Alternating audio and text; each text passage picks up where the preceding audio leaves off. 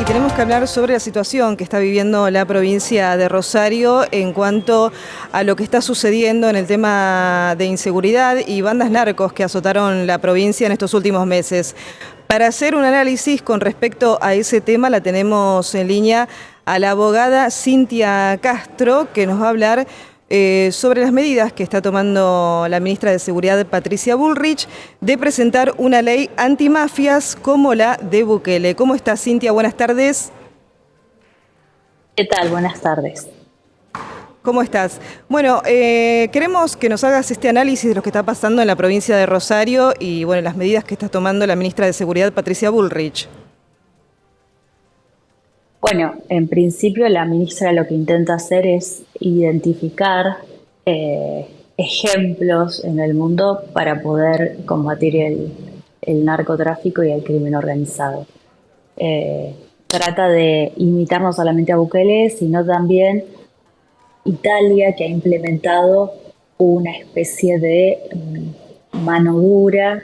De hecho, la cárcel dura trata de sacar la relación o cualquier contacto que tengan los presos con el exterior.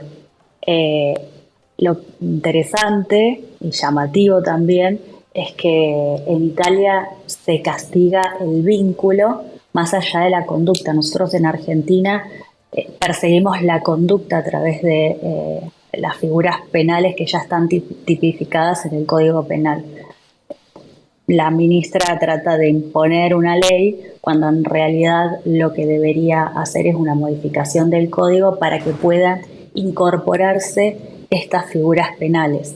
Es más, en Italia lo que se hace es, que es similar a lo que quiere hacer la ministra, es que frente a la vinculación se empiece, o sea, frente a cualquier vinculación con el crimen organizado se empieza a investigar. En las investigaciones, ¿qué es lo que sucede? Se incautan los bienes de la persona, luego se va a juicio y en el juicio se demuestra si es inocente o no, invirtiendo la carga de la prueba. No importa el rol que ocupen dentro del crimen organizado y si es real o no la vinculación, también la ministra lo que dice es, no importa el rol que ocupen, todos deben ser perseguidos con la misma intensidad.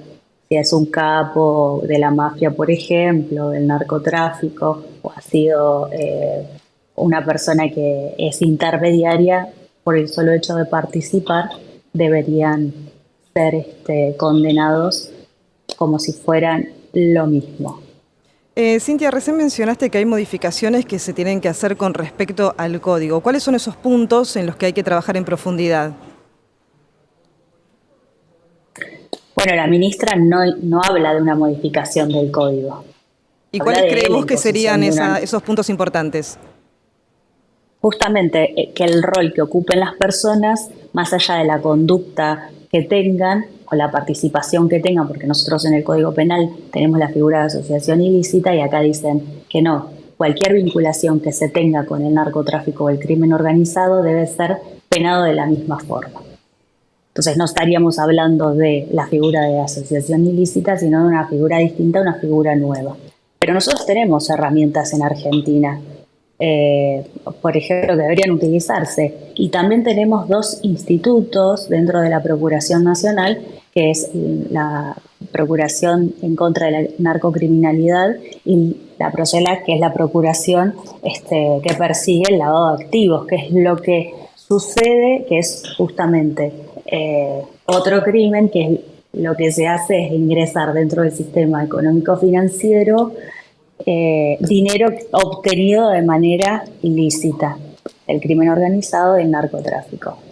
La Procunar que es la Procuración en contra de la narcocriminalidad, una de las cuestiones bastante interesantes que persigue, más allá de las 230 causas nuevas que se iniciaron en el 2003, pero dentro de los expedientes de investigación se está poniendo foco en aquellos responsables políticos y responsables judiciales que participan en que en que las investigaciones estén estancadas y en que este tipo de crímenes avancen. Entonces eso es unas cuestiones que ya estamos, o nuestro país ya está activo y deberíamos enfocarnos en las herramientas que ya tenemos, más allá de la intensidad que se quiera poner en una nueva ley, cuando una nueva ley no va a prosperar en este tipo de sentidos, porque lo que se debería hacer es una modificación del código con nuevas figuras penales. Entonces, la presentación del comité de crisis tampoco sería una herramienta que alcance para combatir este tipo de situaciones. A ver, Digo, porque se habló supone, también de enviar más armas a las Fuerzas Armadas, que trabajen en conjunto. sí, a ver, la comisión sirve de manera preventiva y por supuesto que las Fuerzas Armadas tienen que estar armadas. Oye, eso sucedió el mes pasado, recuerdo que se le había planteado a la ministra de que estaba armando las fuerzas y que se estaba excediendo con respecto a las al accionar que se le estaba dando a la prefectura con respecto al armamento que se le estaba dando. Ahora, el Estado es el encargado de capacitar a las Fuerzas Armadas. Si el Estado tiene dudas con respecto al accionar que tienen las fuerzas, entonces el que está fallando es el Estado. No podemos tener unas Fuerzas Armadas desarmadas. Y justamente una de las importantes misiones que tienen las Fuerzas Armadas es de la seguridad interna del país. Cuidar nuestras fronteras, darnos seguridad a todos y están también capacitados para que todo accionar en los que ellos intervengan resguarden los principios de los derechos humanos. Y ellos también tienen derechos humanos que se deben proteger. Entonces, ¿cómo podemos nosotros proteger la vida de nuestros miembros de las Fuerzas Armadas si no les damos herramientas para que protejan no solamente nuestras fronteras, sino internamente? Porque también tenemos que decir que el crimen organizado, el narcotráfico, crimen organizado, pongamos focos también en la trata de personas, crimen organizado, lavado de activos, porque a través del lavado de activos lo que se hace es blanquear ese dinero absolutamente ilícito. Pero todo eso ingresa a través de la frontera. Si nosotros no cuidamos nuestras fronteras y no protegemos nuestras fronteras, a través de nuestras Fuerzas Armadas, que deben estar armadas, es imposible poder combatir el crimen organizado.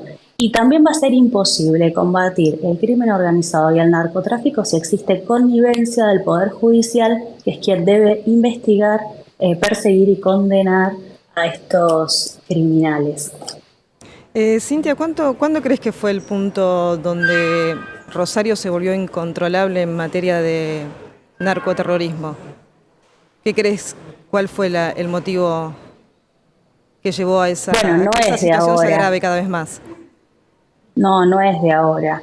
No es de ahora y de manera personal, estoy hablando de un juicio de valor, sí. Considero que viene hace muchísimos años de manera relajada, en la que incluso se han nombrado políticos que han, eso se puede buscar en internet, está en todos lados, donde han sido mencionados a través de la vinculación, y esto es algo bastante llamativo, porque en el caso en que la ministra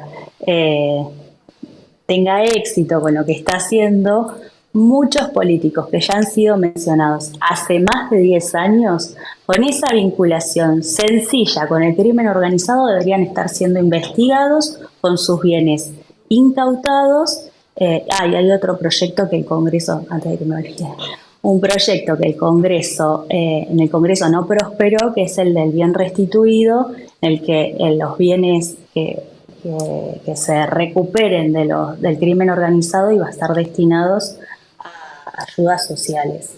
Ahora bien, si prospera lo de la ministra, fíjese que la vinculación, con el solo hecho de estar vinculado o sindicado relacionado con la narcocriminalidad y el crimen organizado, todos los bienes de varios y muchos políticos estarían siendo incautados para poder ser llevados en el caso de ser condenados y ser devueltos a la sociedad.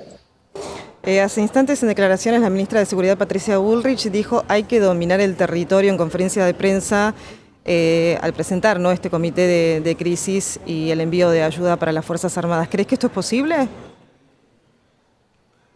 ¿Que hay que, disculpame? Que hay que dominar el territorio. ¿Crees que lo lograrán? Sí, por supuesto.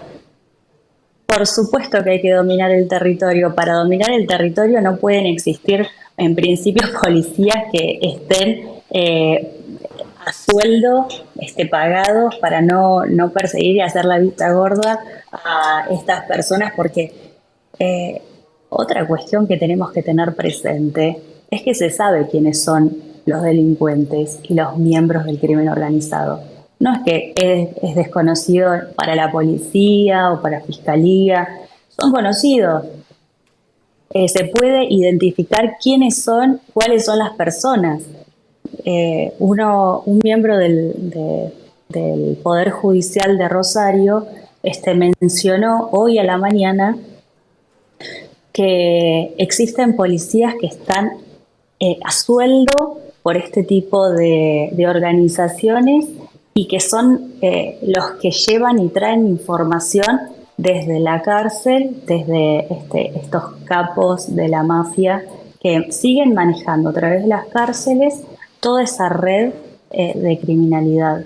Entonces, por supuesto que tienen que estar preparados y tiene que existir una aplicación ejemplar de la ley, pero para eso también debemos decir que la política y el Poder Judicial tienen que honrar con su ejemplo de que no va a existir por parte de ellos una conducta no solamente deshonrosa, sino también delictiva, y honrar que son funcionarios públicos y nos tienen que dar también explicaciones de por qué dentro del Poder Judicial no ha existido una persecución como corresponde a este tipo de personajes, especialmente en Rosario. Bueno, Cintia, muchísimas gracias por tu análisis. Gracias a usted.